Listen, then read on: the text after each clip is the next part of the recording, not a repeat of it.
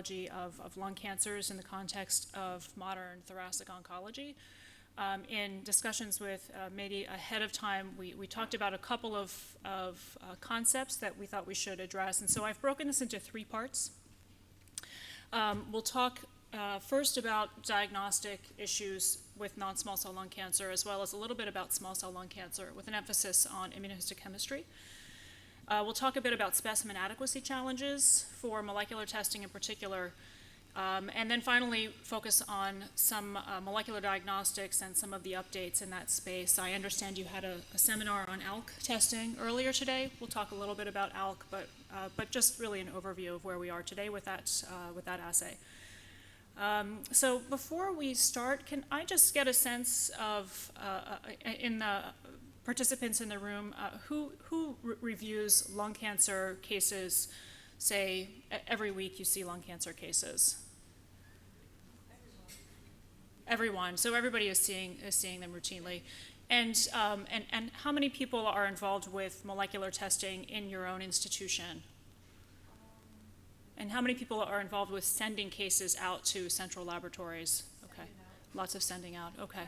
Private pathology send out. Very similar to the U.S. Okay. Test in-house. Okay, so yeah, so the send-out model from community centers is very typical in the U.S. as well, and then a lot of academic centers will do their own testing. We'll talk a little bit about some of the models we have employed in the U.S.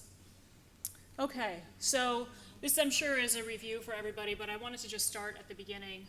Now about a decade ago, the International Association for the Study of Lung Cancer published, I think, what was a very important really very straightforward document about approaching the analysis of small biopsies when making a diagnosis of lung cancer.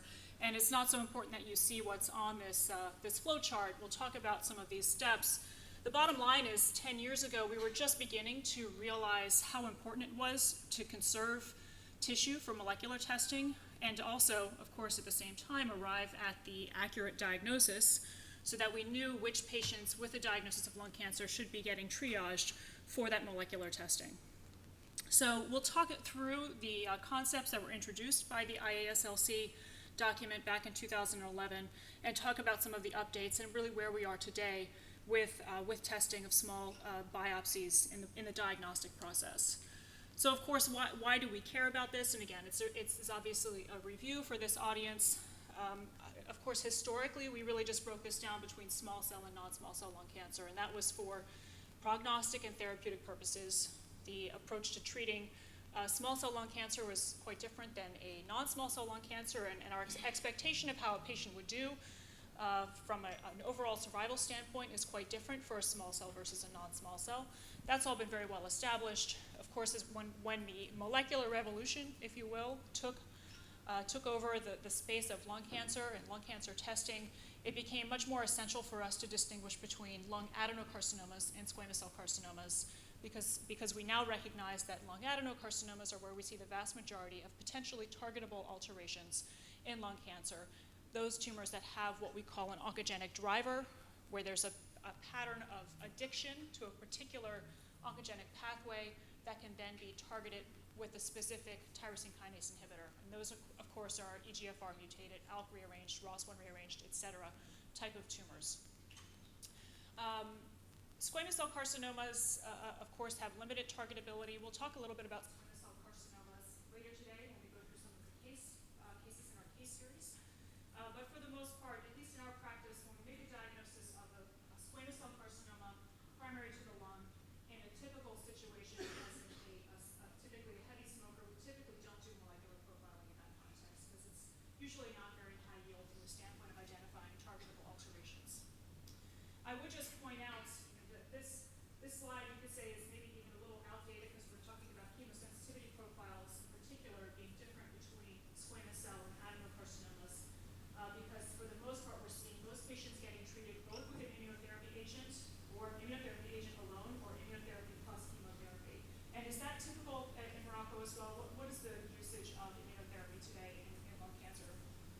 Pembrolizumab, is that the first line choice, either as single agent or in combination with chemotherapy? Correct. Okay. So similar to our practice in the U.S. I would I would mention that the choice of chemotherapy may be different if it's a squamous cancer versus an adenocarcinoma. So that distinction in terms of histology still matters, even today in this era of immunotherapy where everybody seems to be getting the same treatment. So, of course, that's just setting the stage, of course, for what we're going to talk about from here. So, again, very basic concepts surrounding immunohistochemistry and lung cancer. This is a very straightforward study that we had done in our own laboratory back in 2010, published in 2011, essentially demonstrating up at the top the sensitivity and specificity of, we're switching it up. Yes, and can you hold it closer? Very close, yes. This one is a little bit louder. Okay. Okay. So the takeaway that we wanted to emphasize back in 2011 with this publication is that P63, as much as we relied on it as a diagnostic marker for lung squamous cell carcinoma, demonstrates some degree of lack of specificity. You can see in the top table that about a third of patients with an adenocarcinoma have some degree of P63 staining in their adenocarcinoma cells. We're often seeing it in the context of TTF1 expression as well. CK56 is another marker of squamous differentiation, is also not particularly specific. And these, of course, were the markers that we largely relied on 10 years ago to make the distinction between squamous cancer and lung adenocarcinoma. So suffered somewhat from specificity, quite a bit of overlap in terms of the degree of expression of P63 in squamous cancers and adenocarcinoma cancers. We saw a variety of groups building an algorithm, sort of recognizing some of the challenges in terms of the specificity of some of these markers, building algorithms. This is from the Memorial Sloan Kettering group, where you can see the relative sensitivity and specificity of different patterns of, say, TTF1 or P63 expression, and then building that into an algorithm where, for instance, if you have very strong TTF1 expression, it doesn't matter how much P63 expression you have, you're still going to call it an adenocarcinoma. If you have limited TTF1 expression with extensive P63 expression, it would be a squamous cell cancer. Limited expression of both, you may be thinking about calling it a non-small cell, not otherwise specified, et cetera. One thing I'd point out about these algorithms, published back again in 2011, is please note the clone, the SPT24 clone was what was being used for TTF1. What we've recognized subsequently is that this is one of the less specific clones for adenocarcinoma. And so we saw a variety of patterns of cross-reactivity with other tumor types with this particular clone. I would say that in our own practice, when we receive consultation cases from the outside where we see an unexpected pattern of TTF1 expression, we'll repeat it in-house with a more specific clone and often get a much more straightforward answer. We suspect it's a metastasis from another site with some focal TTF1 staining from the outside hospital. We'll repeat it and we'll often see a lack of staining, which is typically what we would be expecting in that case. And it's really a specificity issue around the different clones that are available for TTF1. Yes? I'm going to show it in another slide or two because I can never remember exactly the order of letters and numbers. Okay, so shortly after the original IASLC recommendations came out, we recognized that there was this new isoform of P63, or the delta N P63 isoform, which we also know as the P40 clone for detection of squamous cell carcinoma. That is a much more specific marker of squamous differentiation in the context of oncogenesis, in the context of squamous cell carcinomas, than is the full-length P63 protein. What you can see is that the core domain where the P63 antibody binds is really a protein that can be expressed in really a bifunctional manner. So it's expressed in a much more nonspecific fashion, a tumor suppressor type of role in many different contexts, as opposed to the P40, which is only seen when it's in the oncogenic context, which is the way we think about P63 in the context of lung squamous cell carcinoma. It's often something that's overexpressed as really an oncogenic differentiation factor. As a result, is a more specific marker in that context. And you can see from the tables at the bottom, the specificity of extensive P40 staining is much greater. You can see the numbers here, than is P63 staining in empiric tests that were run by Justin Bishop, again, published in 2012. So as a result of these studies, which now they're still 7 or 8 years old, but I think are still really crucial studies from the standpoint of really responsible diagnostic practices for lung cancer, we're left with these conclusions. And actually, these were codified in a very nice paper. If you haven't seen this, I would definitely recommend reading it. It's a best practices recommendations for diagnostic immunohistochemistry in lung cancer. First author was Yasushi Yatabe. This was a group effort from the Pathology Committee at the IASLC to publish this recommendations paper. And a couple of important take-homes from this are, firstly, P40 is really recommended. We will still see P63 used in practice. Occasionally, it will be ordered in our own practice.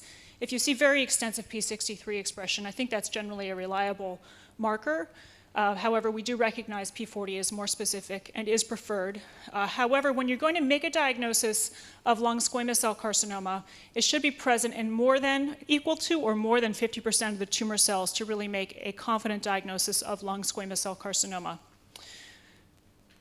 Immunoreactivity for fewer than 10% of cells, whether you're talking about P63 or even with P40, really should not be considered diagnostic of squamous cell carcinoma. It doesn't mean it's not a squamous cell cancer, but you have to recognize that adenocarcinomas can have some low-level expression of P40.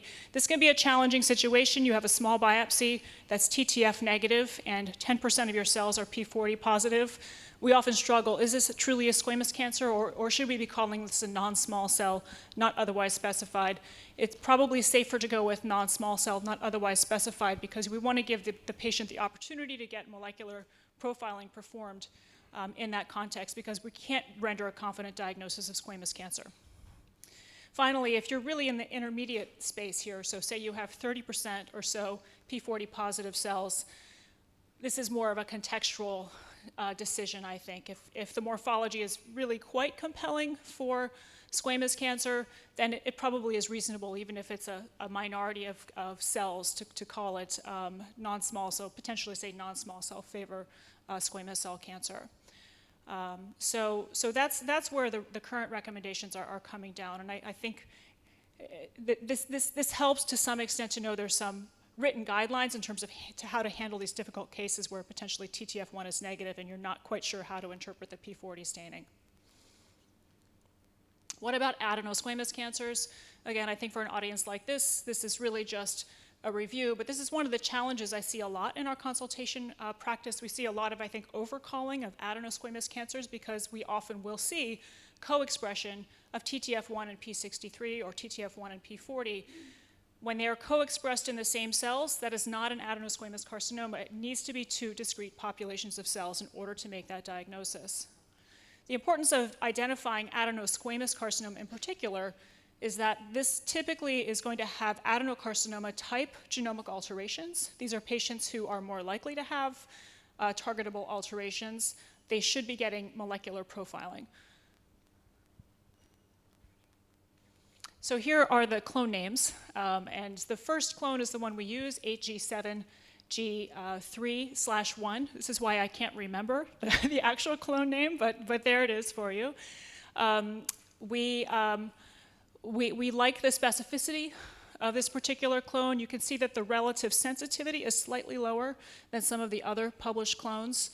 In my mind, I think the specificity is a really critical feature alone. And if that comes back positive, we're done, because we trust the specificity of that enough, particularly if it's a diffuse pattern of positivity, to just make the call, and then we've saved the rest of our tissue for molecular profiling. These other clones, again, are some of the clones that we saw published in some of the earlier literature with slightly lower specificity. You can see that this SPT24 stains about 6% of lung squamous cell cancers. And there's this other clone, which we don't have a lot of experience with, SP141, appears to have a similar staining profile to SPT24. I will say one of the challenges we face is we often don't know what clone, and I would suspect many of you don't necessarily know which clone is being used in your lab. So, and we don't know which clone is being used when we see a case coming in from an outside hospital where we think the pattern is a little unusual, which is why we often will repeat this marker in our own institution. Okay, so I alluded to this briefly earlier. TTF1 can be expressed by some non-lung adenocarcinomas, and even the relatively specific clone the 8G7G3/1, can show low-level positivity in a variety of different organ contexts. And this is a paper that was, again, published quite a long time ago, but I think I feel as though this study has maybe been overlooked. We rely so heavily on TTF1 that sometimes we fail to realize that there is some cross-reactivity. But you can see the relative performance of this other commonly used clone, the SPT24, versus this one. Overall, you can see a much higher rate of positivity in a variety of different tumor types. Endometrial adenocarcinoma, this is really very shockingly high frequency of positivity. But I think, it's often not a strong and diffuse expression pattern. But again, if you have a very small biopsy, maybe an unclear clinical context, it's important to recognize, this potential pitfall and not overinterpret a result.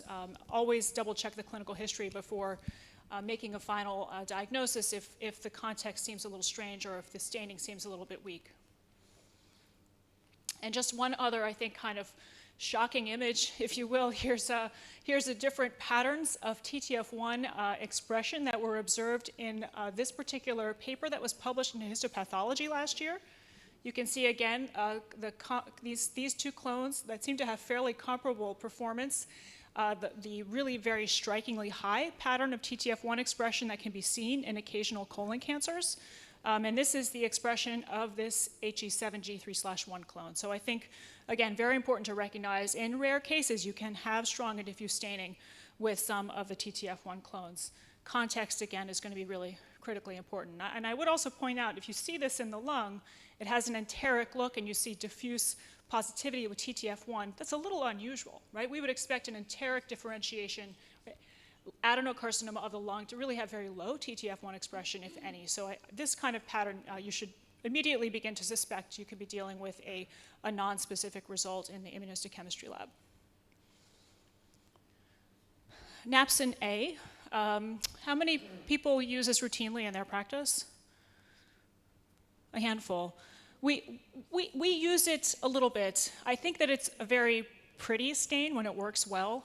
I find that often, especially if there's a high degree of background, it can be challenging to interpret a true positive result. A couple of points again from some of the older literature on this. Firstly, the monoclonal version of Napsin A is preferred to the polyclonal version. You can see the polyclonal version has relatively low specificity with a lot of cross-reactivity with GI, especially GI mucinous tumors. I find that the cross-reactivity in pulmonary macrophages can be a major pitfall, and I find my trainees in particular will tend to over-interpret napsin positivity on small biopsies in macrophages as evidence of an adenocarcinoma. I also find in our practice that it's very unusual to find a TTF1 negative napsin A positive case. They seem to be out there, but they're very unusual.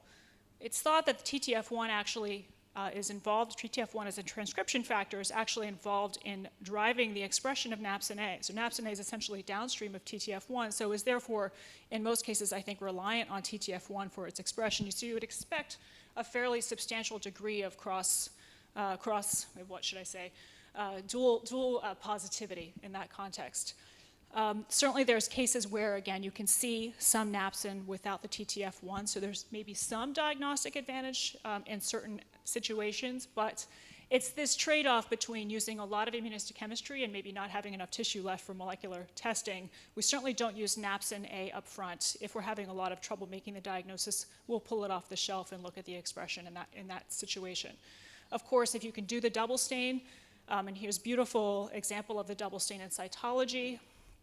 This may really be an optimal approach because you can really enhance your sensitivity with essentially a single slide where you're doing both antibodies at the same time. There's one other interesting study that was published also by the group at Memorial Sloan Kettering. This final point here is when you're struggling with that large cell neuroendocrine carcinoma category, and we won't get into this today. I'm happy to talk about it if people are interested. It's a challenging diagnosis because we recognize that it's a bit of a heterogeneous mix of tumors. Some large cell neuroendocrine carcinomas appear to have more of a non-small cell biology. Others have more of a small cell biology. I feel as pathologists it's incumbent upon us to try to help make that distinction for our oncologists when they're thinking about treating these patients. Based on some work from Memorial Sloan Kettering, it looks like napsin-A is going to be more highly expressed in large cell neuroendocrines that have more of a non-small cell biology. We've started testing these a little bit when we see them to see how extensive the napsin-A expression is to try to help guide, do we think this is going to behave more like a non-small cell or a small cell? But there's not a ton of data to support this practice right now, but it's just one other tool that we could consider if this question comes up. Other second-line markers include CK5/6, diffuse positivity favoring squamous cell cancer, but the specificity being poor from some of the data that I showed from our group and others. It's really not a preferred first-line stain for that reason. CK7, also really not a very good marker for distinguishing between lung adenocarcinoma and squamous cell cancer. It's often positive in both of these tumor types. And then finally, mucicarmine. I find this to be a kind of a challenging stain to use, to be honest. You can have squamous cell cancers that can have some degree of mucin droplet formation, and so then what do you do when you see that and what you think otherwise should be a squamous cell cancer? I'm not sure. I think the most useful role for mucicarmine staining is really in this one fairly discrete context. If your question is, am I dealing with a solid subtype adenocarcinoma versus a large cell carcinoma, the World Health Organization classification suggests you use a mucicarmine stain to make that distinction. If you see mucin droplets, then it's an adenocarcinoma solid subtype. If you don't see mucin droplets, then you're going to push it into the large cell carcinoma category. That's, of course, on a resection specimen. So that's really the only context in which we use that, and that's really based on what the WHO has recommended. Okay. So here's the other scenario or conundrum. What if you have a non-small cell carcinoma not otherwise specified? That's one defined as TTF negative, P63 or P40 negative. What do you do then? I think here's where reviewing the clinical history is absolutely essential. In general, if the patient has a 50-pack year smoking history, a large right upper lobe lung mass, a lot of mediastinal adenopathy, and a morphology that's consistent with with a carcinoma, we may get at least a keratin stain to confirm that's a carcinoma, but we typically won't pursue that too much further if the clinical context is accurate. Of course, if the patient has a strong past medical history of different cancers, we'll typically perform some focused analysis of other transcription factor markers or other cytokeratins just to confirm that it's not potentially metastasis. But we'll typically proceed to biomarker testing as appropriate once we've gone down this route and the clinical context is appropriate. If the clinical history is somewhat ambiguous in terms of radiographic findings, particularly if the patient is a light or never smoker or has a known history of another cancer, of course we're going to be much more aggressive about excluding metastases. And typically we'll start with a broad spectrum keratin, of course, just to confirm that we're dealing with a carcinoma, or a combination of CK7 and CK20 to give us a sense of whether we think it's primary, kind of above the belly button, or more potentially an enteric GI type of tumor. Based on these patterns, we'll follow this route in terms of looking at different transcription factors. GATA3, we use quite a bit. I have to say I'm not very impressed with the specificity of GATA3 expression in the differential of any one of these tumor types and a lung primaries. I think in particular the lung squamous cell cancers can have relatively high levels of GATA3 expression, and we certainly see at least weak multifocal GATA3 in a lot of our lung adenocarcinomas, albeit it typically is weak. Strong diffuse GATA3 expression in the appropriate clinical context is typically supportive of a metastasis, but you have to be very careful of this transcription factor. CDX2, I think similarly is challenging. Certainly strong and diffuse CDX2 expression is going to support more of a GI primary, but we recognize that enteric tumors enteric differentiated tumors that are primary to the lung will have strong CDX2 expression.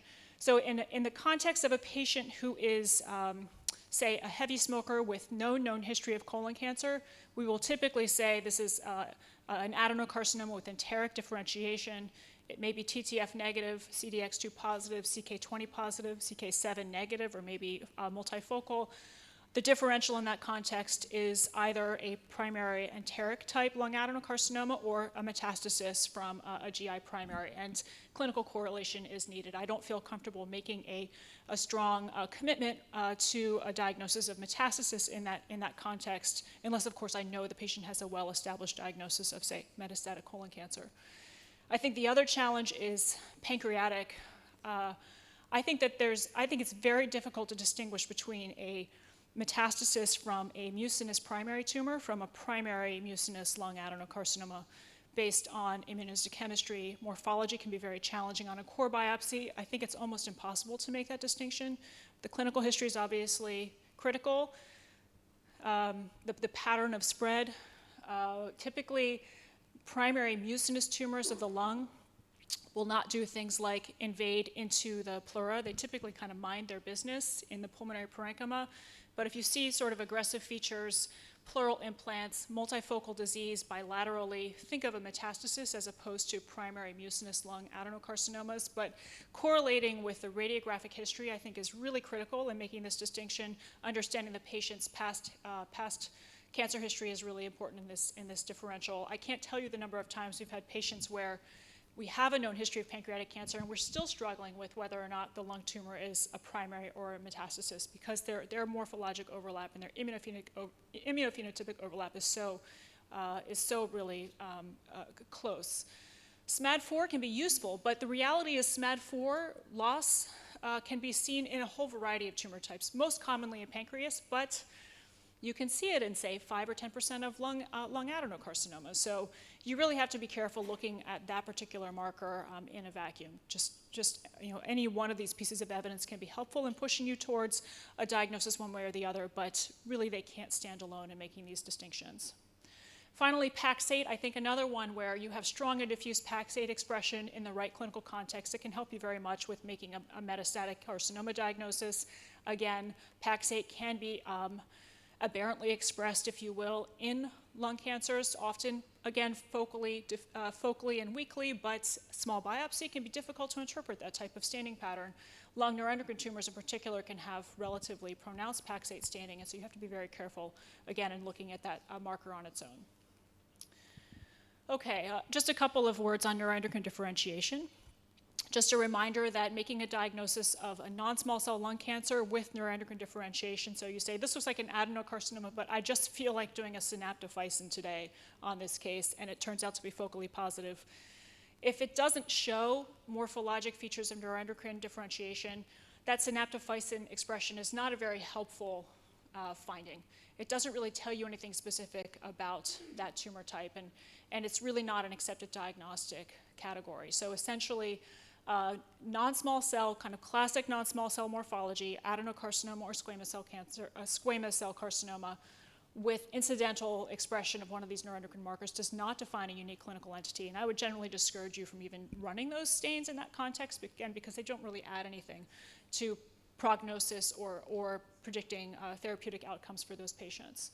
Of course, if you see a neuroendocrine morphology and something that otherwise looks like it's got non-small cell type of features, and you have IHC confirmation with at least one of those markers, then you would call that a large cell neuroendocrine carcinoma, which of course has its own challenges associated with it, as I've alluded to earlier. Then what about, yes, go ahead.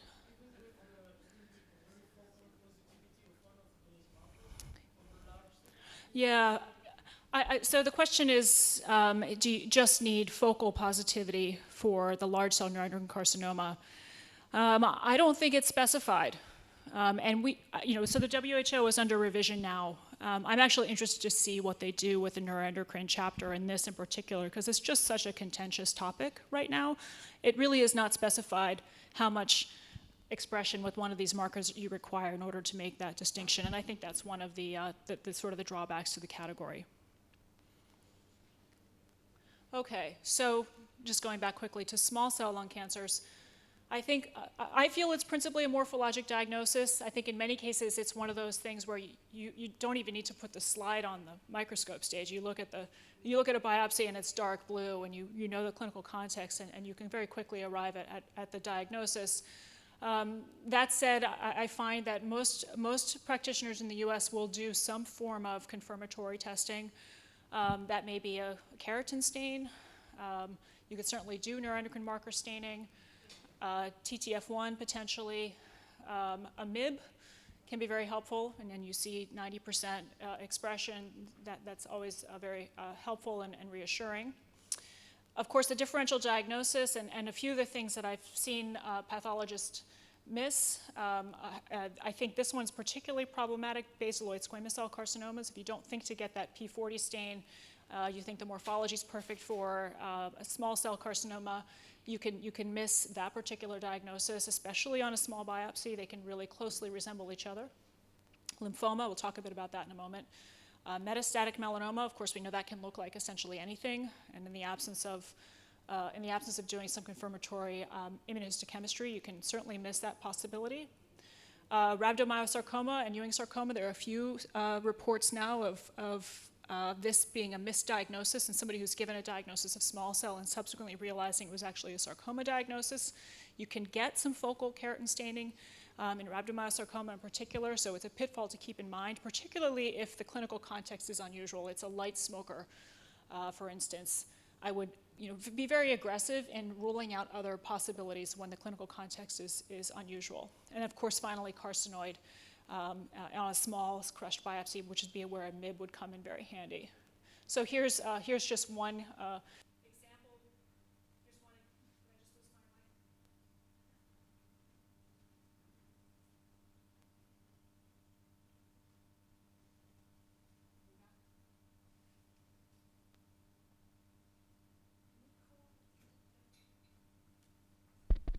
mic? I can use this one for the until we have it working again.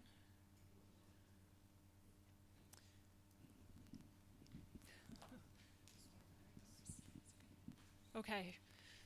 Is this okay? So here's a situation. This is a case we saw in consultation at our institution in the last year. It's a 63-year-old woman who had a history of follicular lymphoma and a new lung mass that underwent a biopsy. And you can see the morphology here. It was called essentially a small round blue cell tumor. Immunohistochemistry showed this. You can see diffuse widespread expression of Ki67, obviously a rapidly proliferating tumor. And you can see this multifocal PAX5 expression. So this is a patient with a known history of follicular lymphoma. The diagnosis based on the pattern that we saw here at the outside hospital was essentially a transformed lymphoma, diffuse large B cell based on this PAX5. It was a little bit unexpected clinically. She had been in remission for many, many years. And when we got the case, we decided to start from the beginning in working it up. We ran a CD20, which was completely negative, and you can see that it had really quite robust AE1, AE3 expression in a pattern that you'd expect to see in a small cell, this linear and dot-like kind of patchy staining. So ultimately, the diagnosis was revised to small cell lung carcinoma and raised the point that we have to be very careful of aberrant transcription factor staining in small cells. And there's actually a few studies now that have shown the risk of misdiagnosing small cells as something like lymphoma based on things like the PAX8 aberrant expression. PAX5 aberrant expression.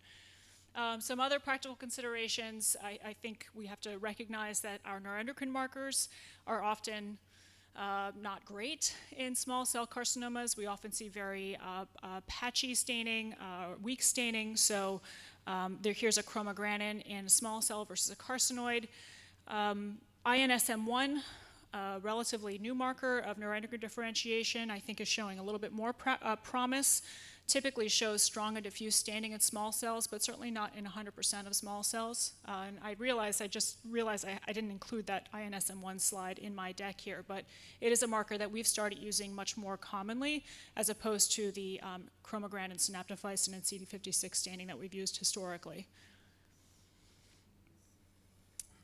And then, of course, the other pitfall with small cell is that up to 15% of them are actually TTF1 negative. So although we often rely on TTF1 for this diagnosis, a substantial number of them will be negative. And of course, it's important to recognize that, again, this aberrant transcription factor pattern of staining that small cells tend to have irrespective of their site of origin, can cause some diagnostic confusion, and non-pulmonary small cells can not infrequently show some degree of TTF1 expression. I feel like we've seen this happen in, for instance, prostatic primary small cells not infrequently. If you throw enough transcription factors on them, you'll find some staining that can make the picture very confusing. And then finally, the large cell neuroendocrine carcinoma challenge, again, I think the distinction between a small cell carcinoma that has a little bit more than the usual amount of cytoplasm and a large cell neuroendocrine carcinoma that looks a little bit like a small cell can be very challenging. The question is, what are the clinical implications of making this distinction? Not entirely clear right now, and that's driven in part by the fact that there's not clear clinical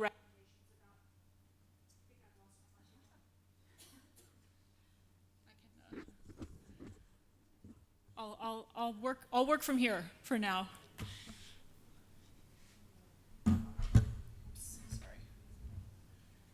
So, at least in the United States, the American Society for Clinical Oncology, or ASCO, has advised oncologists that it's really their choice to treat a patient with a large cell neuroendocrine carcinoma with either a small cell regimen or a non-small cell based, platinum-based regimen.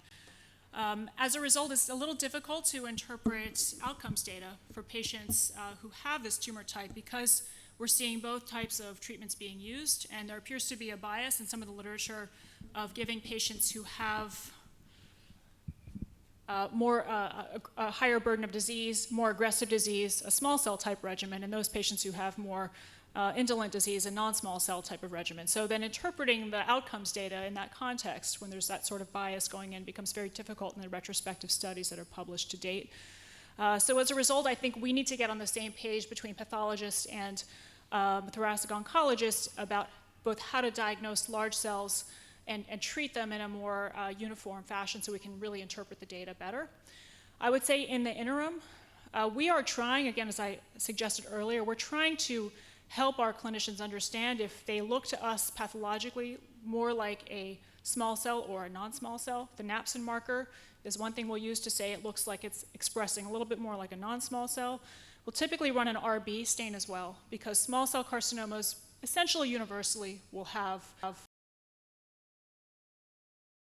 common feature of non-small cells. So if we see RB loss and no Napsin, it typically is a small cell type of large cell neuroendocrine carcinoma. So that's a mouthful, obviously, and feels a bit contradictory, but I think it helps our clinicians understand what we're looking at down the scope since this large cell category is so heterogeneous. Okay, so a couple of take-home points from this section, then I'll be happy to take any questions on this part before we move on. Firstly, distinguishing between adenocarcinoma and squamous cell carcinoma. I think even today in the era of immunotherapy, it's still essential to make this distinction because there are different downstream consequences from a molecular testing and therapeutic standpoint. Beware of the diagnostic pitfalls with small cell lung cancers, and we'll get into this. Obviously, the molecular profile of adenocarcinomas is going to dictate the possibility of targeted therapy.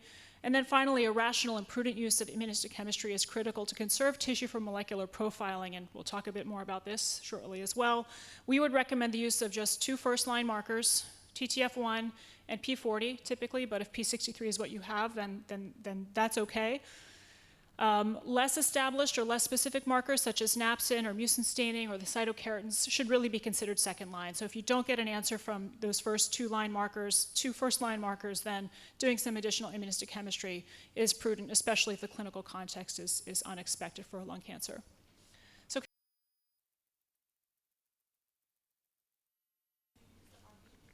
RB, so how often do we use RB staining?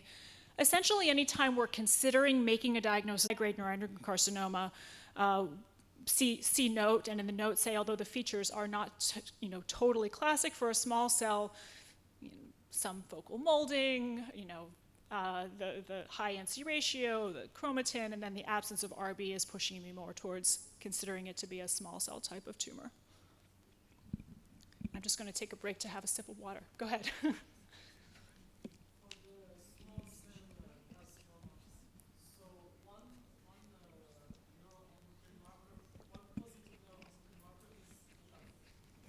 Yeah. Right. So for the small cell, you really don't even need that because they can be negative in small cell. So there is a question of whether a neuroendocrine negative small cell is the same as a small cell. We have to work that one out. I feel like it's a sort of an existential question that we have to address.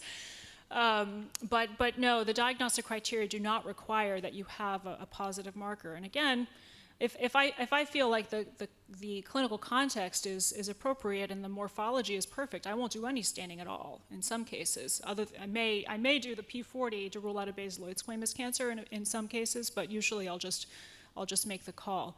So. Not in a KI. But again, it depends. A patient walks in with brain metastases and a large hilar mass and a 100-pack year smoking history and classic morphology, and they say, can you just confirm it's small cell so we can start the therapy? Because radiographically, that's what it looks like.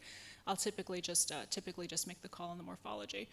Some of these patients are also so ill when they come in that I think getting that done, and sometimes I'll make that morphologic call and I'll do the IHC and report it later just to sort of have it documented. But, and I think actually there's some work with the IASLC kind of doing a survey of practitioners around the world to understand really what the minimum amount of workup is required for a small cell carcinoma. There's no consensus at this point. All right, any other questions on this part? How's my time? I think I have I'm okay, Okay, so getting into the sample handling challenges, and I think, I'm sure, again, this audience probably recognizes this challenge, but when you look across the published literature, this is the number that kind of comes up in terms of inadequacy for molecular testing for lung cancer patients. A third or thereabouts of patients don't have tissue that's adequate for testing.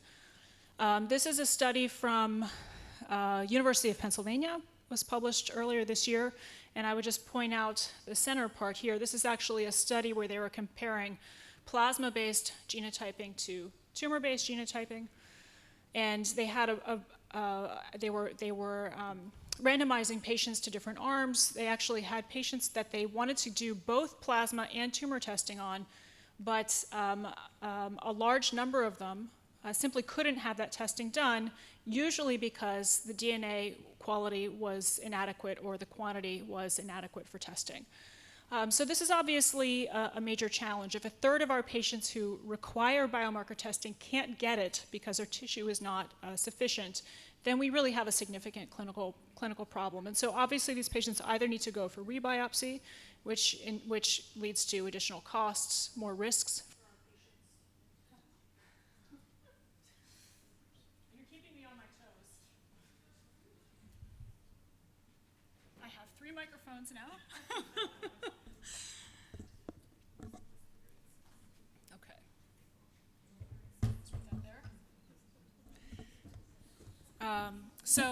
So I think the challenges we have or the solutions to this, I think, are potentially several. One of the solutions that I think has taken hold in the United States is an increased use of blood-based testing. Is that one behaving itself? I hope so. Okay. Is that working? Yeah. So I guess a question here for the audience is how much liquid-based testing or plasma-based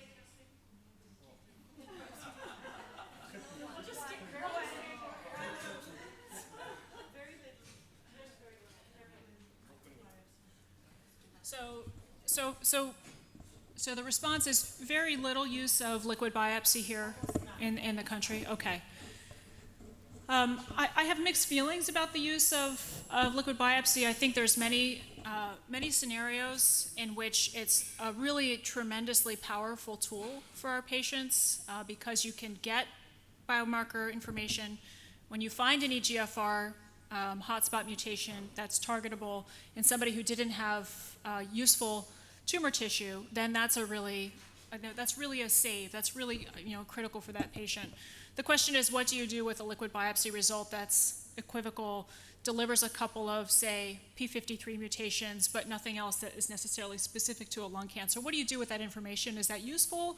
Can you make a treatment decision based on that information, or do you then have to wait for more specific tumor testing to get done? So I think we haven't quite figured out how best management yet, but there certainly is a lot of it happening in the United States today. So, you want me to risk it?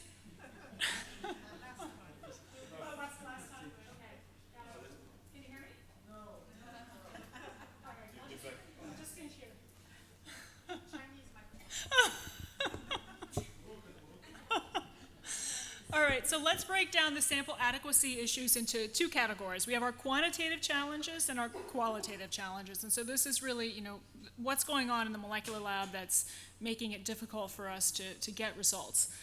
From a quantitative standpoint, there's two variables to think about. There's the overall DNA that we're getting out of that specimen. So how big is that piece of tissue? How much overall DNA are you getting? Is it enough to run your molecular test? Because every test is validated to accept a certain minimal amount of DNA or RNA, as the case may be. And then the second variable, the quantitative variable, is how much tumor is actually in that. What is the proportion of tumor that's in there? And that, again, is a variable that's going to be dictated by your assay. What is the sensitivity of your assay? Is it sensitive down to 10% tumor content or 5% tumor content or 2% or 1% tumor content, as is the case with many of the liquid biopsy assays? So two very different but very important variables to keep in mind. And of course, if you're looking at cases and sending them out for molecular testing, you should probably be aware of the requirements of that central testing laboratory in terms of both amount of DNA that they require and the amount of tumor that they expect to be in there. So here's some quizzes. Never smoker with bilateral lung masses who gets a biopsy for molecular testing and confirmed diagnosis of lung adenocarcinoma. So what is the tumor content? What is the percentage of tumor in this specimen? Any guesses? 20%? 10%?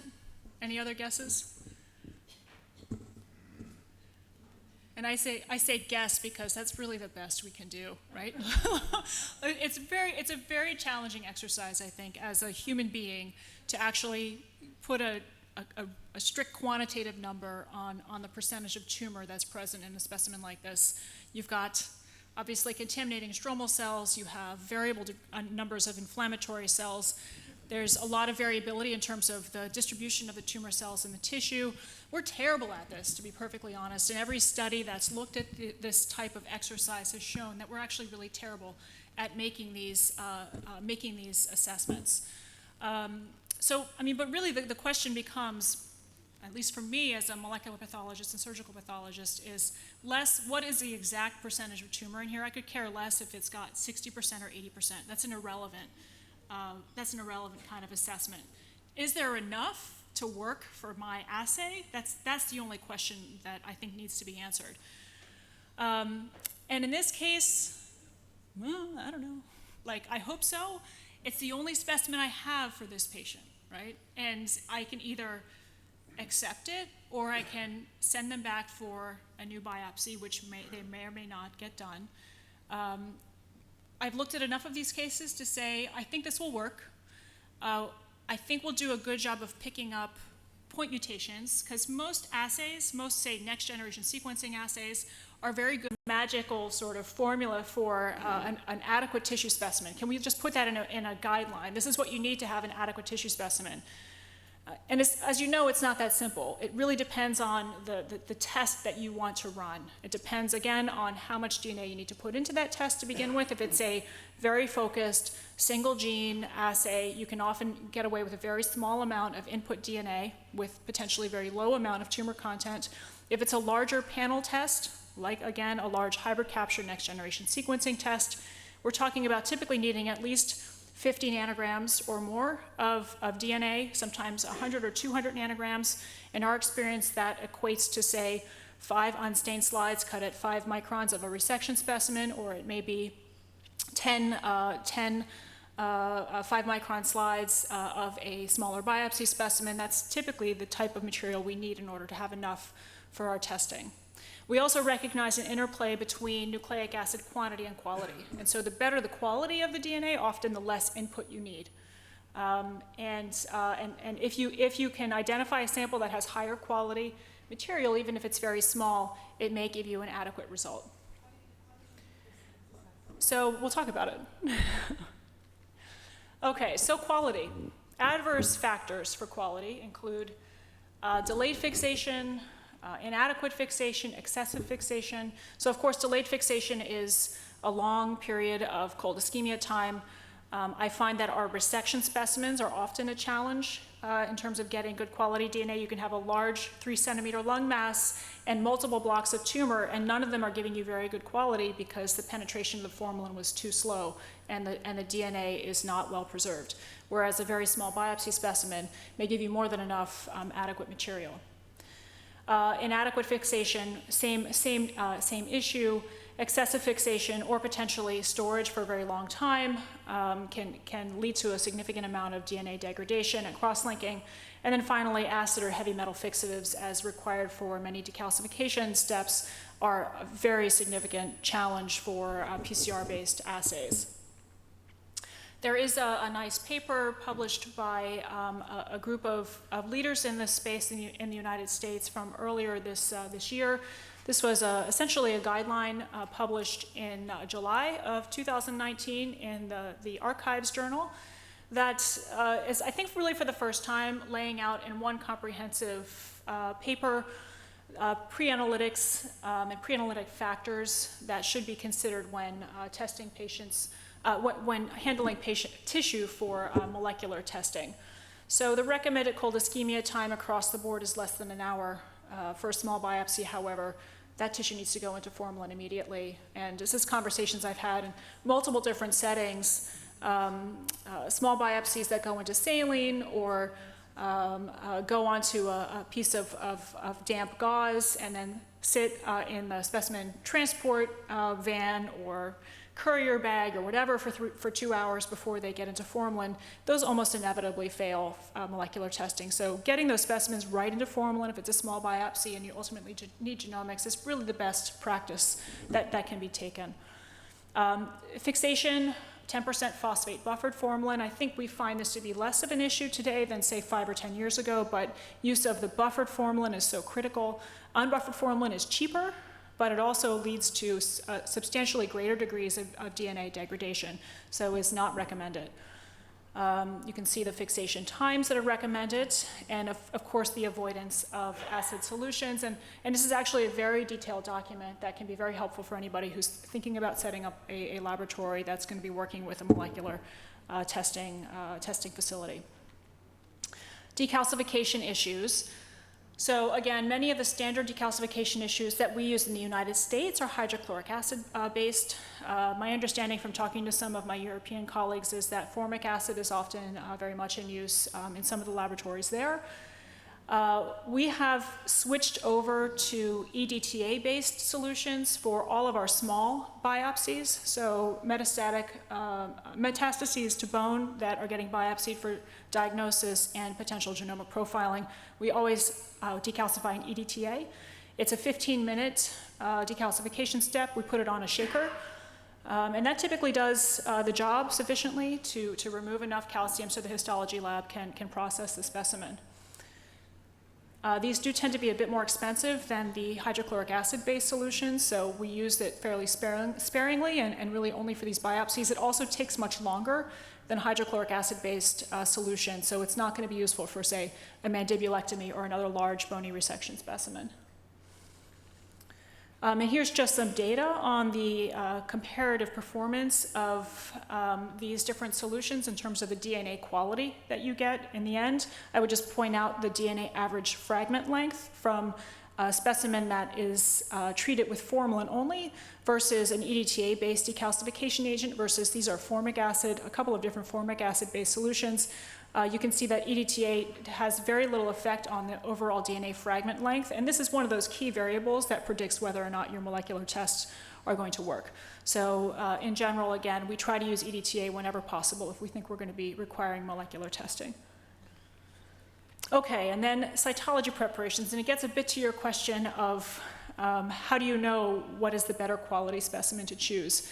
I would say in general, if you have a good quality smear preparation as compared to a cell block, you are almost always going to get better quality DNA out of a smear preparation than you are out of a cell block. And that's because formalin fixation causes a lot of cross-linking. It causes a lot of DNA fragmentation to a degree that you don't see with most cytology preparations that are alcohol-based in terms of their fixation steps. And we know that the sequencing quality metrics based on multiple studies are superior with cytology preparations than with cell blocks or core biopsies fixed in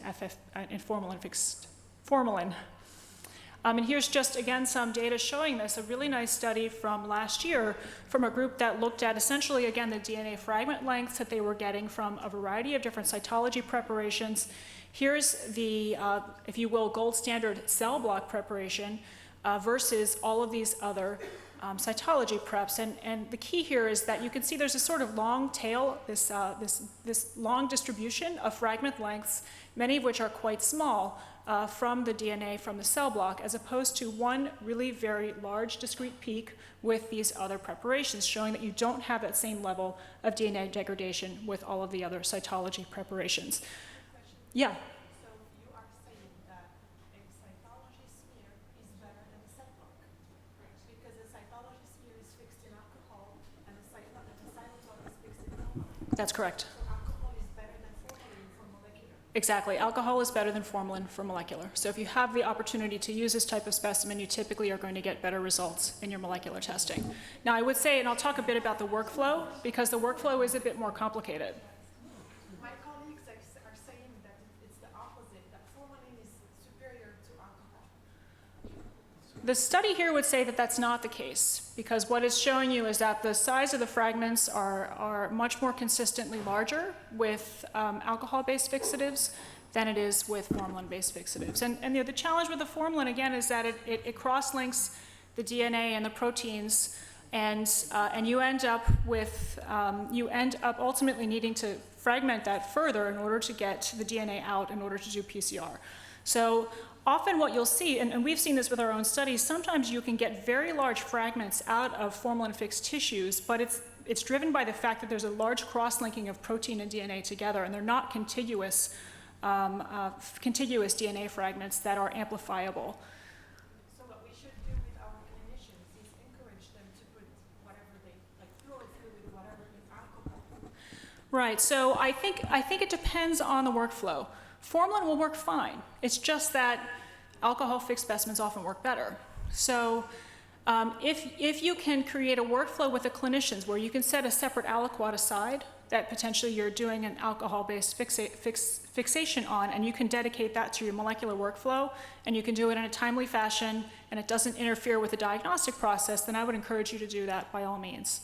I'll show you what we do.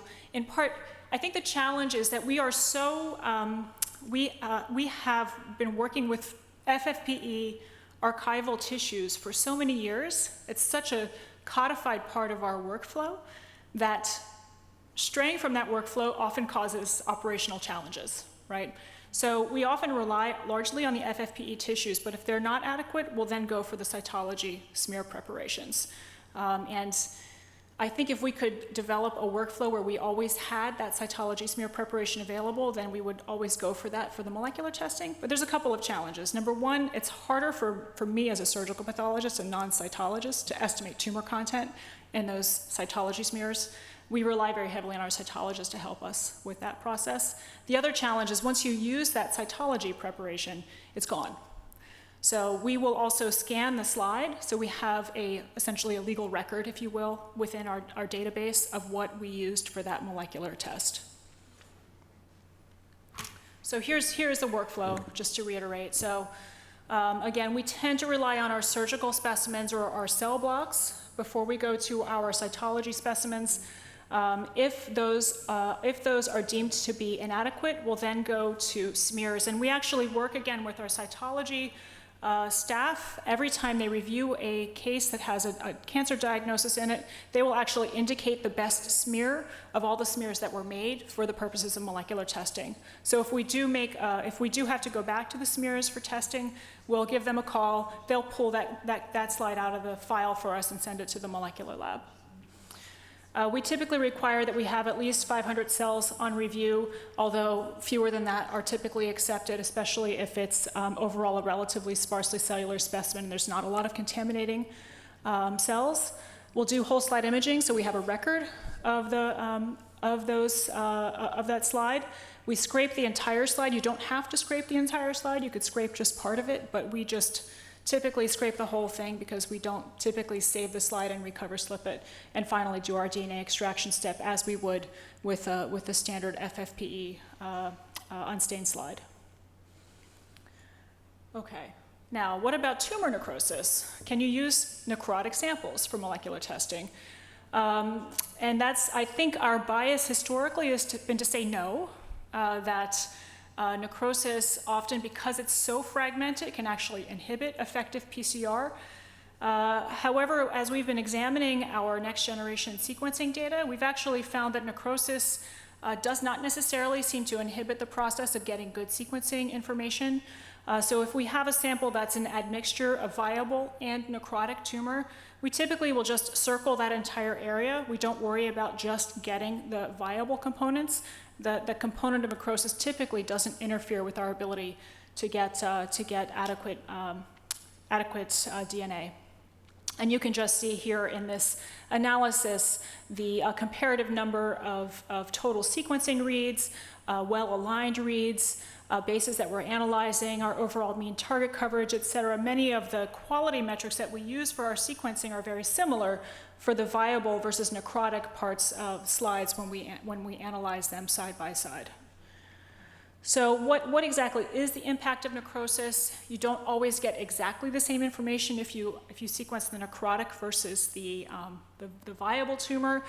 The challenge is that overall you do see a little bit lower depth of coverage, so not as many sequencing reads over your areas of interest in the necrotic component, and it tends to be noisier, if you will. So there's just more background noise from necrotic material. Again, the fragmentation that comes with necrosis is probably driving this degree of noise that you see here, as opposed to the paired viable specimen. Usually, the single nucleotide variants are detectable in the necrotic material. So if you're looking for a KRAS mutation and it's mostly necrotic, you probably won't have any trouble finding it. If you're looking for an ALK rearrangement, on the other hand, you're going to have a lower chance of finding it. Structural variants are harder to find if the DNA is highly fragmented. And then finally, I'm just going to talk a little bit about how we're handling our smaller biopsies in a prospective fashion in our laboratory.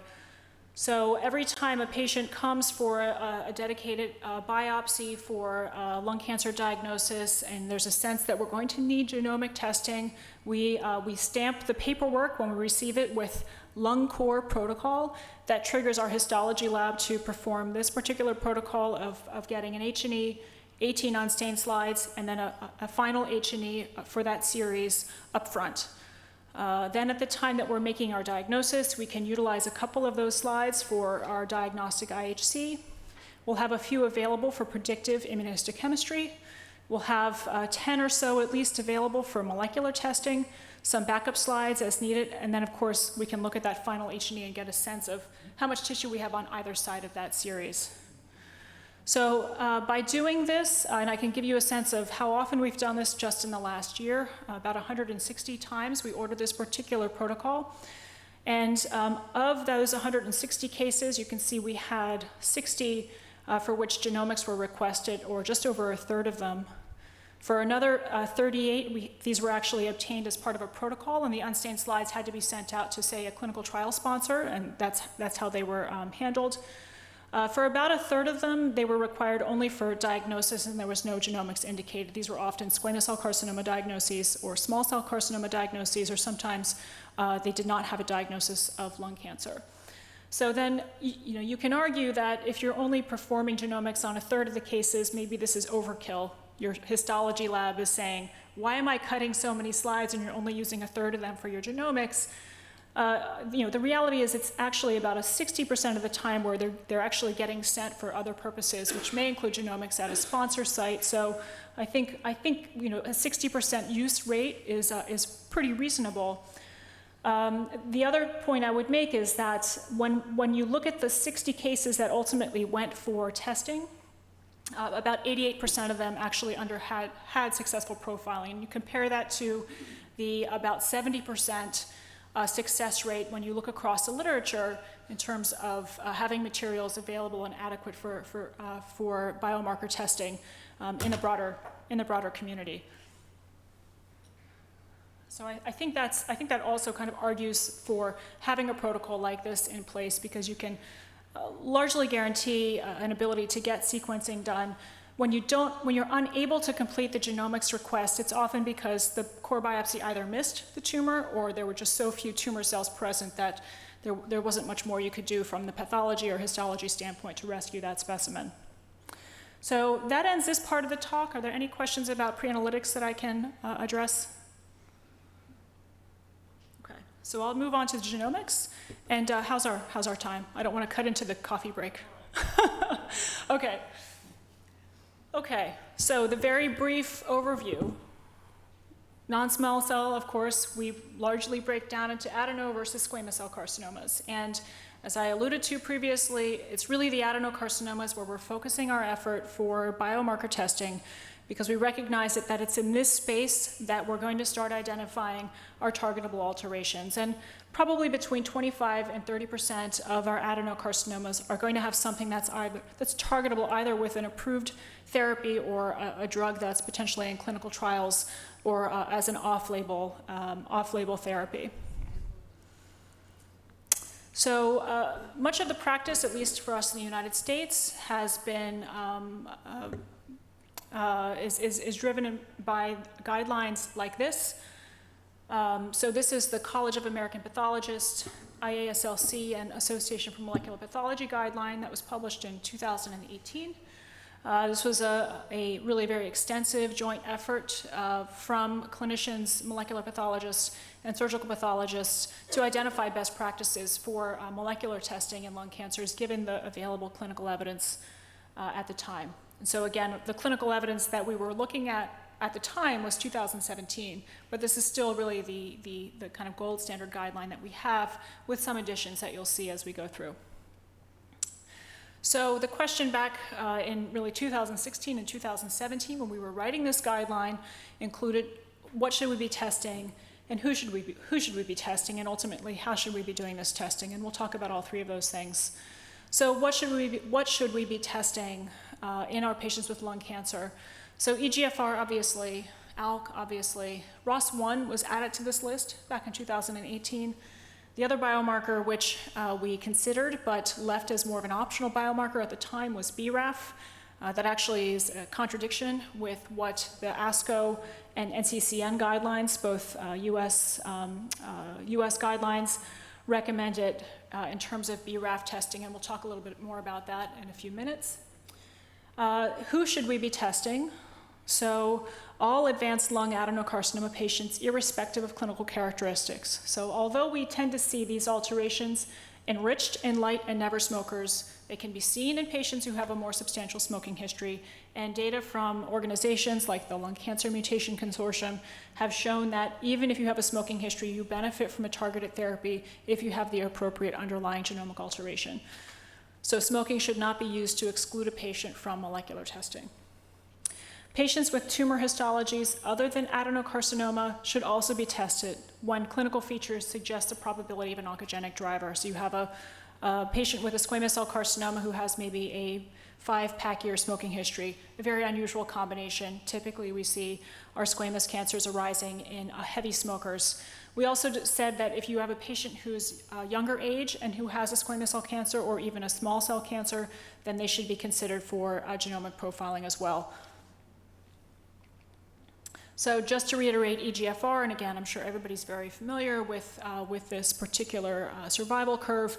I like to point out this survival curve because it really changed the field of lung cancer and lung cancer testing for us back now over 10 years ago. And this is from the IPASS trial, and essentially the take-home is that the benefit of EGFR tyrosine kinase inhibitors falls only to those patients who have an EGFR mutation in the kinase domain. If you don't have a mutation, then you are going to be better off getting a chemotherapy-based approach. If you do have a mutation, you're much better off getting a TKI than you are getting a platinum-based chemotherapy. So this was a scenario where we needed to get the molecular testing. It was the first time we had a scenario where we needed to get molecular testing for lung cancer patients. And this really kind of broke open the field for a lot of other biomarkers as the years have passed. So what kind of testing should we be doing for EGFR? Only molecular diagnostics approaches are recommended, and prevalence amongst EGFR mutations. And you can see the list here. So mutations in codon 709 and 719, the exon 19 deletion, the 768 codon, exon 20 insertions, which are challenging.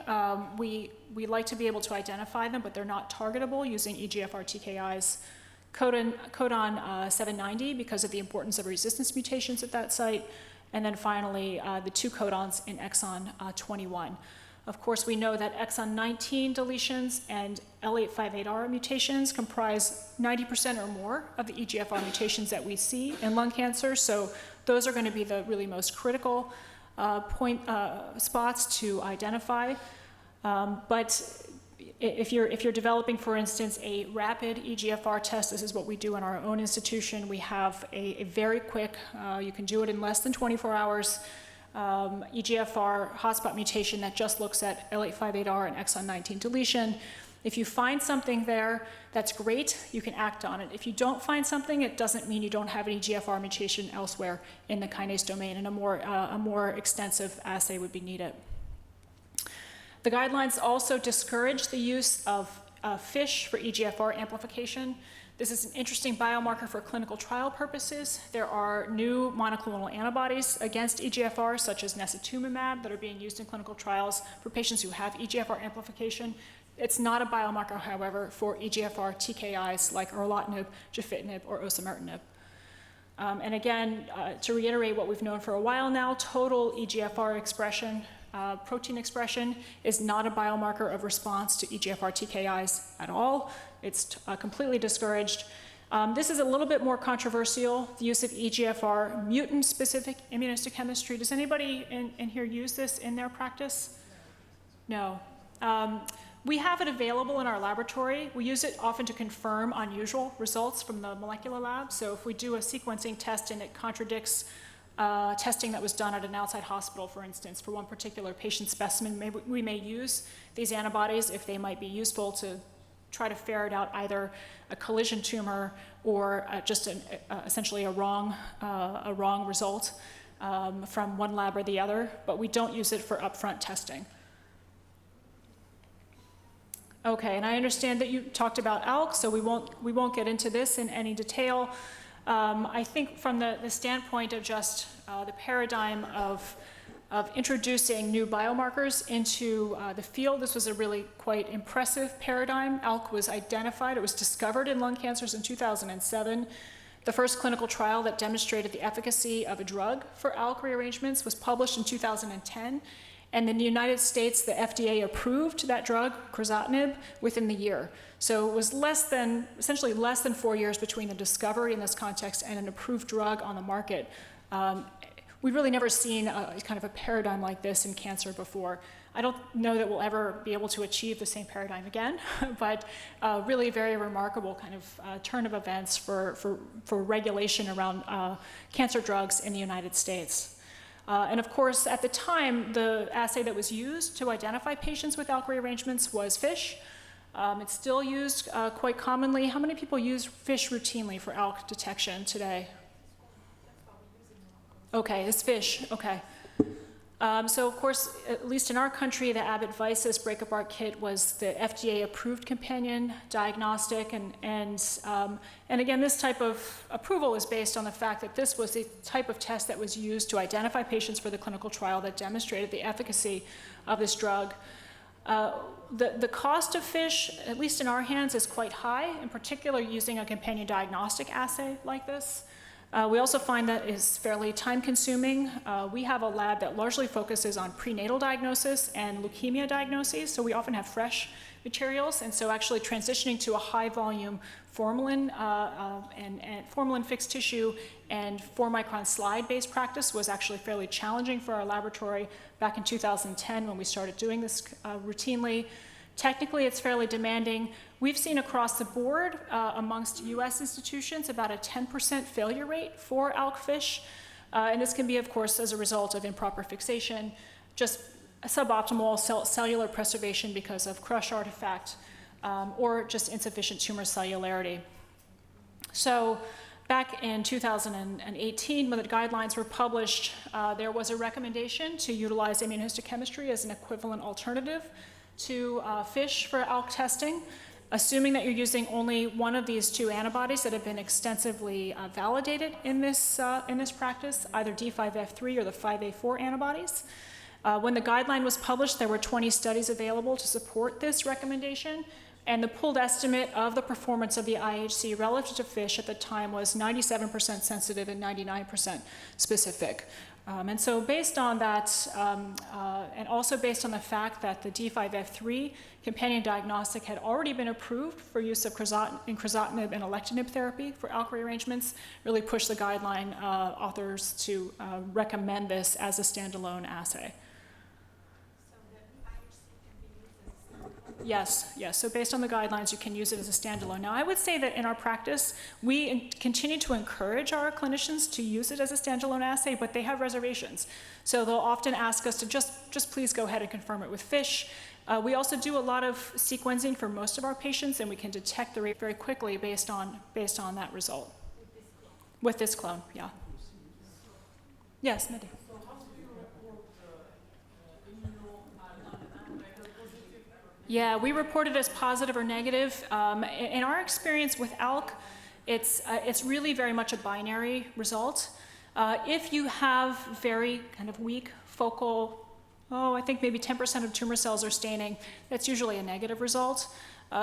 It's typically very specific. ROS1 is a different story, but with ALK, it's usually a very binary result. Fusion event and may be used to select a patient for ALK-targeted therapy. Okay, and so then to ROS1.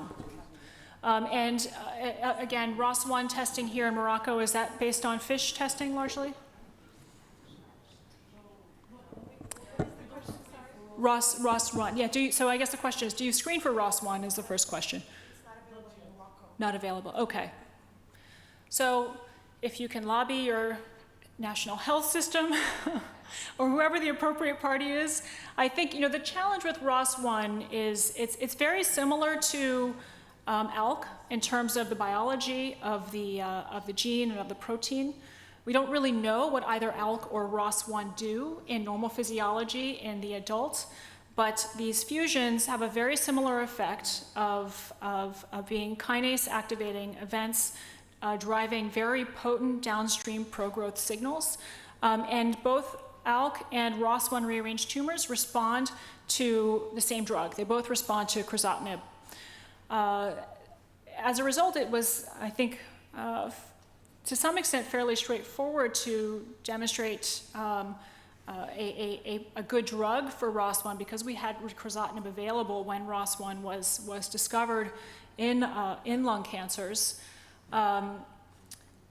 We know that ROS1 fusion-positive tumors, which usually occur in light or never smokers, often slightly younger patients, can show very deep and sustained responses to ROS1 inhibitors. Here is the study from Alice Shaw and colleagues showing a really very impressive waterfall plot. You can see a substantial number of patients with complete response in their primary lesion, and with well over 2/3 of the patients showing some degree of clinical response. You can also see quite a durable response, at least in the Shaw study, nearly a 2-year progression-free survival amongst patients getting crizotinib, lower in this European study, but still very high overall response rates. I think the challenge with ROS is that it is very rare. Probably about 1% of patients have ROS1 fusions. They are, again, highly enriched in the never or light smokers, but not absolutely. So we would recommend screening everybody for these fusions. And again, because of the rarity, the cost-benefit analysis of screening the whole population is a bit of a challenge. It can be very costly. The other challenge with ROS1, it has a large number of partner genes, which means that an RT-PCR-based assay where you're, say, picking up the dominant 1 or 2 fusions is not a feasible approach because there's just too many different partner genes. In the US, there is no companion diagnostic for crizotinib, so we've seen a large number of different approaches evolve for detecting these patients. We rely largely on IHC again. This is and I apologize, I don't have the clone name here. This is the D4D6 clone. This is manufactured in the US by Cell Signaling Technology. We utilize it as a screening test, and when we see a result like this, strong and diffuse cytoplasmic expression with a ROS1 antibody, this is essentially guaranteed positive. This patient will have a ROS1 fusion, and they'll respond to crizotinib. The challenge with ROS1 is it often will have a little bit of a blush, so you'll see low-level expression in tumor cells or in background reactive pneumocytes, this type of pattern. And so here we can see expression. These are the reactive pneumocytes. The tumor cells are actually in the stromal component here in the interstitium. This low-level kind of endogenous ROS1 expression is not uncommonly present in reactive pneumocytes, and some pathologists that I know who work with a Ventana-based platform for staining can see very strong levels of ROS1 in the background pneumocytes, so that's a very important pitfall to keep in mind. We don't use the Ventana. This is a pretty typical degree of expression that we'll see in that background compartment. It's just very important to separate this out from the tumor cells. Usually when we see false positive ROS1 results, they're weak and patchy. That said, even though I think with a lot of experience you can distinguish between a true positive and a false positive IHC result, we will always reflex to a confirmatory either molecular test or FISH. So whenever it's positive. So the sensitivity is essentially 100% for ROS1 IHC. So whenever we have a negative result, we trust it and we don't miss it. Whenever we have a positive result, and I would say about probably 8 to 10% of the time you'll get some low-level expression. And then again, with some experience, if I have a patient who has very low-level expression and it's a patient with an 80-pack year smoking history, and I know you can have a little bit of low-level endogenous expression in tumor cells, I typically won't reflex it to FISH. If it's a never smoker with low-level expression, I will definitely reflex it to FISH. So it's in that scenario, I might use my judgment in terms of getting the confirmatory molecular testing. Okay, let's talk about BRAF. What's the perspective on BRAF in Morocco? Is there testing for this or access to, for lung cancer? Is there routine? Yes, okay. So, not in lung cancer, okay. You know, it's actually, I would say, not routinely tested in the US either in the lung cancer space. And it's a bit more of a complicated situation than I think EGFR or ALK or ROS. So at the time the guidelines were published, it was considered more of an optional biomarker. At the time the guidelines went to press, we did not yet have our phase 3 data showing the efficacy of combined RAF/MEK inhibitors in BRAF V600E mutated patients. So then after the guidelines were published and the phase 3 studies came out, then we had ASCO saying, actually, you should be doing routine BRAF testing up front for your lung cancer patients. But it never really, I think, fully took hold in our practice. Here is the study that supports that justification from the ASCO to do routine testing. They saw in patients who had BRAF V600E mutations with lung cancer who received dabrafenib and trametinib. This is a RAF and a MEK combination therapy in the first-line setting, a 64% response rate with a 10-month duration of response, which was, of course, superior to what you typically see with chemotherapy. The question is, how does this compare to immunotherapy? Do patients with BRAF mutations respond to immunotherapy? We'll talk a little bit more about that in a bit. One detail about BRAF that I would like to point out is that not all BRAF mutations in lung cancer are targetable mutations. And in fact, about 5% of lung cancers have a BRAF mutation. Only 40% of those, however, are V600E mutations. That's the only mutations that's been demonstrated to be responsive to that combination therapy. So you can see just how diverse all of the other mutations are in lung cancer, a whole mix of different exon 11 or exon 15 mutations that you can see that, again, do not predict response to that combination therapy. One final word about biomarkers. Using IHC and get a fair amount of information about your patient's biomarker status in less than a day, if that's the way your IHC lab works. Although there's some caveats here. We know that mutation-specific EGFR testing, although it can give you a very nice result, and if you see a positive result using that type of tool, it's a very trustworthy result. The specificity is very good. The sensitivity is poor, particularly for the exon 19 deletion clone. So there's two clones available. There's this one, and there's an exon 19 deletion clone. The exon 19 deletion clone is only about 50% sensitive. So again, if you get a positive result, you can trust it, you can act on it. If you get a negative result, you don't really know what you're dealing with. You could very well be missing an EGFR mutation. So that is one of the very strong reasons why the guidelines have not recommended using these routinely in practice. ALK-IHC, we've discussed, is an accepted standalone test. They're really the only one where you can say, all right, I've got an answer, I can move on.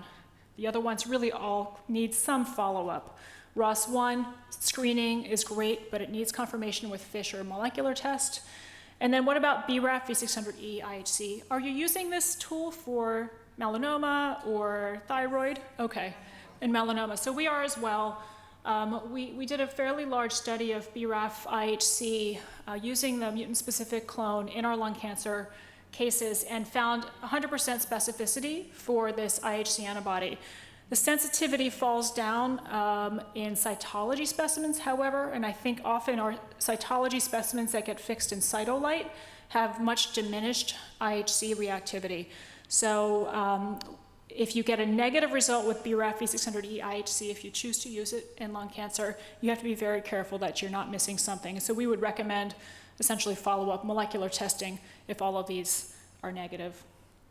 I would say in general, we wouldn't recommend necessarily doing this, but it is an option. And certainly if you have a patient who needs a molecular result tomorrow, and you trust your IHC lab can do a good job with these stains, you can deliver an actionable result with this suite of antibodies. Okay, so thinking about integrating this into a broader molecular testing practice, I think our laboratory is probably emblematic of many other laboratories in that we tend to rely on a combination of approaches.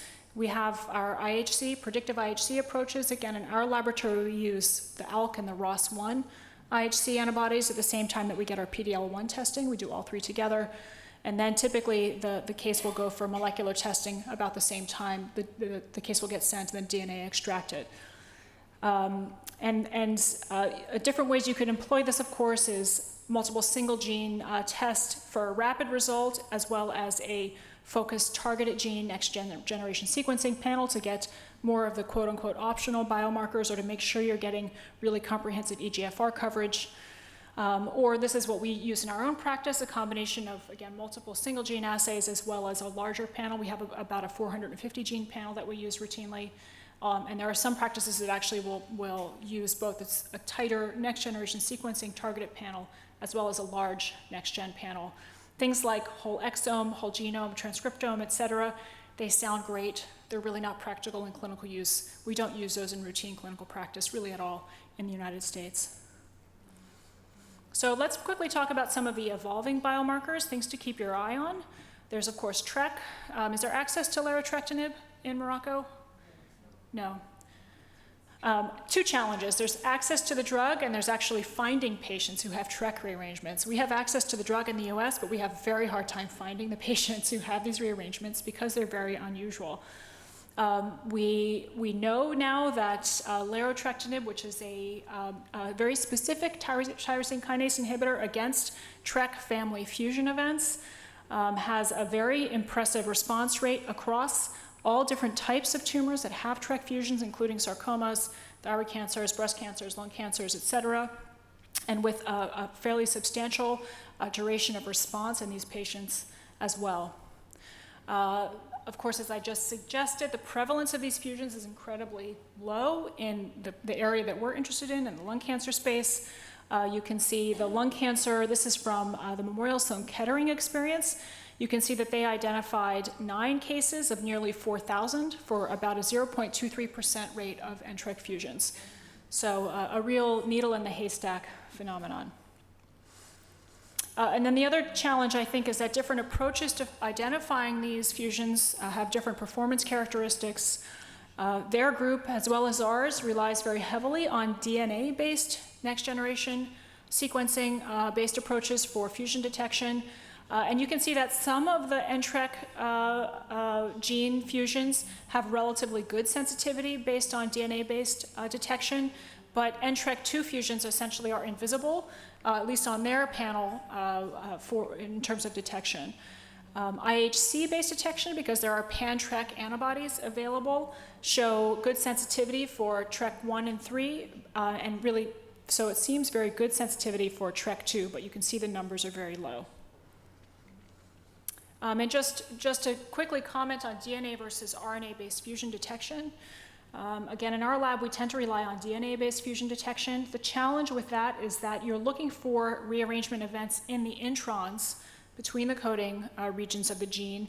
These introns tend to be very large. They tend to have a lot of repetitive elements, and they tend to be very difficult to actually bait and sequence properly. So we often will see this technology missing the fusions because it's just essentially very technically difficult. RNA-based approaches are looking just at the exonic sequence. They're just looking at the encoded transcripts. And as a result, you not only have an easier assay design, but you also are more likely to identify a functional product. In our experience, what we're doing now is a DNA-based hybrid capture next-gen panel. As I mentioned, it's a large panel. If we see an unexpected or a novel TRK fusion, one that hasn't been described before, we'll typically get confirmatory IHC, or we'll request that one of our partner labs perform an RNA-based assay, typically an Archer panel assay, in order to confirm an active fusion. Also, when we have oncogene driver-negative non-small cell cancer patients, typically are never smokers, where we don't see an actionable alteration or any sort of identifiable driver, we'll send that for RNA testing from one of our partner institutions as well. Okay, what about RET? So there was some information that was described at the World Lung Conference in Barcelona earlier this year, describing some of the more advanced trials of specific RET inhibitors that look very promising.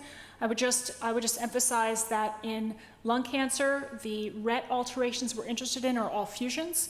We don't see activating RET mutations in lung cancer. It's just the fusion events that we're looking at. So this is a very specific RET inhibitor here is some of the early trial data. You can see that many of the patients who were included in some of these early trials were non-small cell lung cancer patients, and again, a quite impressive waterfall plot with fairly substantial partial responses in the majority of patients. This is the drug that you'll hear it referred to as now, selpercatinib, is this LOXO-292 drug. And the Libretto 001 trial results were the ones that were reported out in Barcelona. And this was in lung cancer patients only. We see a greater than 2/3 response rate, a very long median duration of response in the previously treated patients, an even better response rate in the treatment-naive patients with the median duration of response not yet reached. So again, I think we're moving towards a point where RET detection, RET fusion detection up front in patients with lung cancer will become essentially a required biomarker. Also has very good brain penetration and also overcomes some of the resistance mechanisms that have been introduced by some of the non-selective RET inhibitors from some of the earlier trials. At this point, we need either FISH or molecular methods for RET fusion detection. There have been a number of IHC antibodies that have been tried and have largely not been shown to be very effective either for sensitivity or specificity for detecting these fusions. And then quickly on MET. There's a variety of different alterations you can see in MET. MET copy changes. Really, probably the only relevant copy change in MET is amplification, a pattern like this in which you see these striking homogeneously staining regions with the RET probe having these dense clusters of signals. It's a very unusual finding. I don't know how many people look for MET amplification in their practice, but it's very unusual to find this degree of amplification. It may be that this predicts response to MET inhibitors, but there's not much data.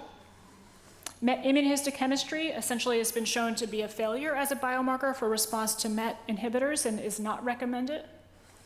The only MET alteration that really I think is a very robust biomarker at this point is detection of mutations around exon 14 that lead to MET exon 14 skipping. And that's because MET exon 14 contains a regulatory domain that leads to receptor downregulation. And when you lose that domain, you end up with excess MET on the cell surface, signaling and causing oncogenic downstream activity. So drugs like crizotinib, again, the same drug that we're using for ALK rearrangements, ROS1 rearrangements, is very effective in patients with these MET splice mutations. Unfortunately, we don't have any prospective data on the efficacy of crizotinib with MET splice mutations like this. This is a retrospective analysis from one of my colleagues at the Dana-Farber Cancer Institute.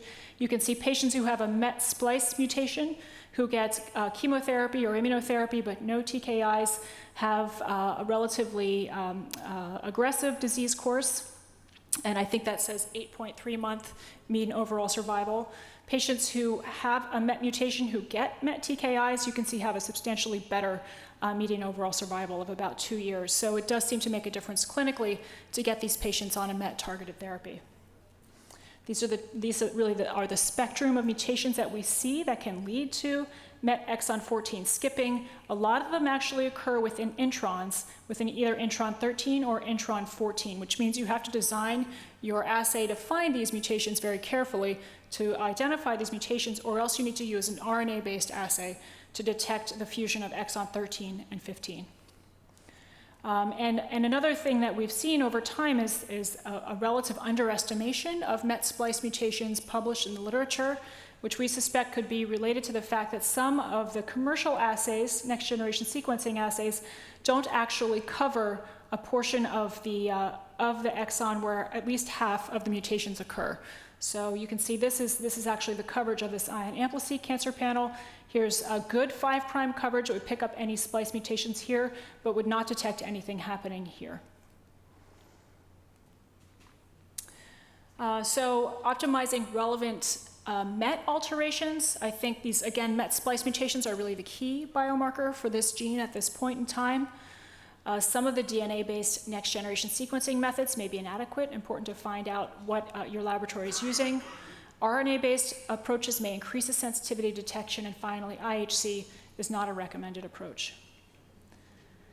And so finally, just to finish up by talking a bit about PD-L1, and of course, as I now understand from your practice, pembrolizumab is utilized in the first-line setting for patients who have at least 50% PD-L1 staining with either squamous or adenocarcinoma. In the US, the FDA has approved the drug as monotherapy in anybody who has at least 1% staining. Have they made this change here as well? Oh, only the second line, yeah. So this was May of this past year. So essentially, it's up to the clinicians. They can use pembrolizumab monotherapy, or they can use a combination pembrolizumab chemotherapy in this context of 1 to 49% PD-L1 expression. So typical case from our institution, a combination of both tumor cell staining and alveolar macrophages. I think that's a major pitfall for us in actually quantifying these appropriately. I often recommend that people always revisit the 22C3 guidelines for actually scoring these, because I think there's still a lot of confusion about the appropriate way to score these. A couple of key points. Partial membranous staining is fine. You don't need to have complete membranous staining. Cytoplasmic staining is not okay. It should be membranous, not cytoplasmic. Now, can I tell always if it's cytoplasmic versus membranous? No, that's one of the major challenges of this assay, but important to do your best in that regard. I think one of the other things we recognize is that things like infiltrating macrophages can be a real confounder in terms of assessing PD-L1 expression in tumor cells. Employing things like multiplex immunofluorescence to do a better job of quantifying this will be, I think, something we see more of in the future, as potentially impractical as that may be in many settings.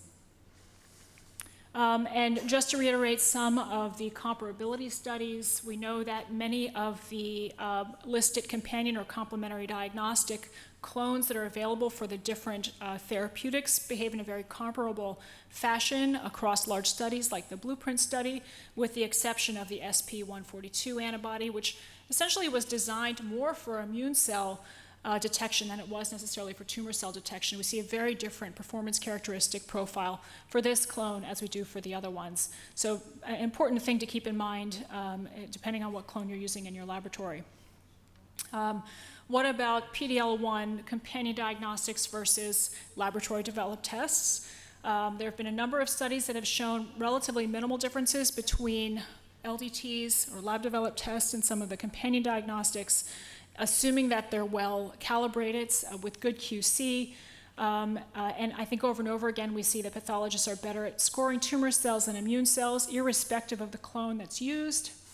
And then finally, a very nice interlaboratory concordance study from Germany indicated that as long as you have a well-controlled assay, irrespective of whether it's a lab-developed test or a companion diagnostic, you can see very similar results across testing sites. The factors which lead to differences in performance characteristics for these different antibodies are typically more analytic issues. So antigen retrieval varying from assay to assay, antibody concentration varying from assay to assay, the use of different detection methodologies can lead to really tremendous differences in your interpretation of these results. So standardizing those, using a good proficiency-based approach, QC, for these assays is really critical, more critical, I think, than your choice of the original primary antibody.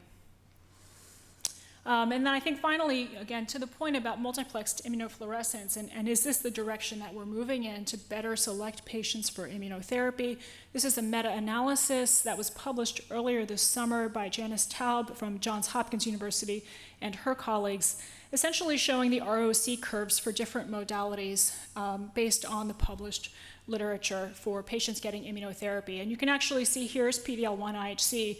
It has a pretty weak ROC curve as compared to multiplexed IHC or immunofluorescence. And often what these assays can do, these multiplexed assays, is they don't only tell you how much PD-L1 is present, they tell you what is the relationship of PD-L1 to your infiltrating immune cells. They tell you what is the relationship of PD-L1 to PD-1 and the proximity of those two molecules, because that's ultimately what you're interfering with the drug, is one of the more profound biomarkers of response than, of course, PD-L1 by itself. You can see TMB is here actually outperforming PD-L1 as a biomarker, according to this meta-analysis. But ultimately, a combination of biomarkers is probably optimal. Here is an approach that combines TMB plus gene expression profiling plus PD-L1 IHC to really optimize the selection of patients for immunotherapy. Here's just a plug from the Atlas of PD-L1 IHC testing from the IASLC. It's a very nice reference for pre-analytic and analytic issues surrounding PD-L1 testing. And then finally, I think I touched on this briefly earlier, response rates to immunotherapy vary based on what the underlying genomic situation is for a patient. So if you have an EGFR mutation, ALK rearrangement, ROS1 rearrangement, RET rearrangement, you often see much lower levels of response to immunotherapy. We also know that patients who get immunotherapy followed by EGFR therapy tend to do poorly in terms of adverse events. They have a much higher rate of pneumonitis. So there's a lot of concern in the United States about overtreating patients with an immunotherapeutic drug and then switching them over to osimertinib, which is the first-line drug we're using in the US, because of very high rates of pneumonitis when that combination of drugs is seen in close proximity. There's a little bit more, I think, kind of uncertainty about what to do about patients who have BRAF mutations or MET mutations because these patients, as you can see from the data here, actually have relatively similar rates of response to immunotherapy as, for instance, our KRAS mutated patients. So does it matter if we treat a BRAF V600E mutated patient with immunotherapy first, or should we give them a BRAF inhibitor first? There's not really any clear data on what the best approach is. So I think many patients are often getting immunotherapy. They discover they have a BRAF mutation, and when they progress, they may go on to get the BRAF combination. So this is the algorithm that we typically employ at our institution in terms of our adeno versus squamous cell carcinoma patients, probably similar to many other practices. I think the one other outstanding question is, TMB has been a great excitement for patients in terms of immunotherapy selection. How can you utilize that, if at all? There's really no answer about how to use tumor mutational burden as a biomarker. I think one of the questions for us in the United States is whether that's a biomarker that can be used to identify those patients with lower level expression of PD-L1 as being good candidates for pembrolizumab monotherapy, or vice versa, if they have low-level PD-L1 score and a low TMB, that perhaps is somebody who should be getting a combination of pembrolizumab and chemotherapy and not pembrolizumab alone. That, of course, is not something that has been codified. It's sort of a question that I think is out in the community now. So some take-home points. I think EGFR, ALK, and ROS should be tested in every non-squamous, non-small cell cancer prior to initiating therapy, especially if that involves PD-L1 inhibitors. BRAF and V600E and MET are targetable drivers, but these patients may also respond to immunotherapy, so the order of therapy is, I think, somewhat more of a question. There are available and promising therapies in the pipeline for TRK and RET fusions. A combination of testing methods may be required to optimize biomarker detection in our lung cancer patients, and then integrated testing for immunotherapy and targetable biomarkers is really required. And being timely about getting both of those pieces of information to our oncologists is great.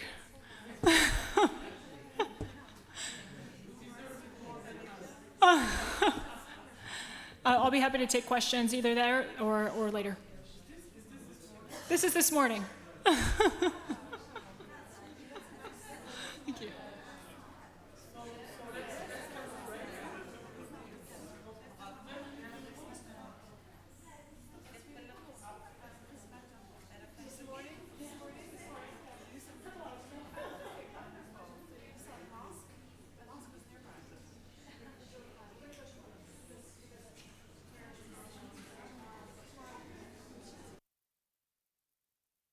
She's going back tomorrow.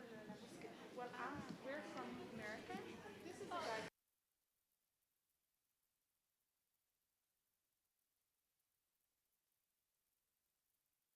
It was wonderful too. It's great. Yeah, I debated the camel picture or the beach. I decided to go for the beach. So let's get your coffee. That sounds great. Coffee will like that. Elle a dit, elle a hésité entre la photo de Un petit café? des chameaux. Oui, bien sûr.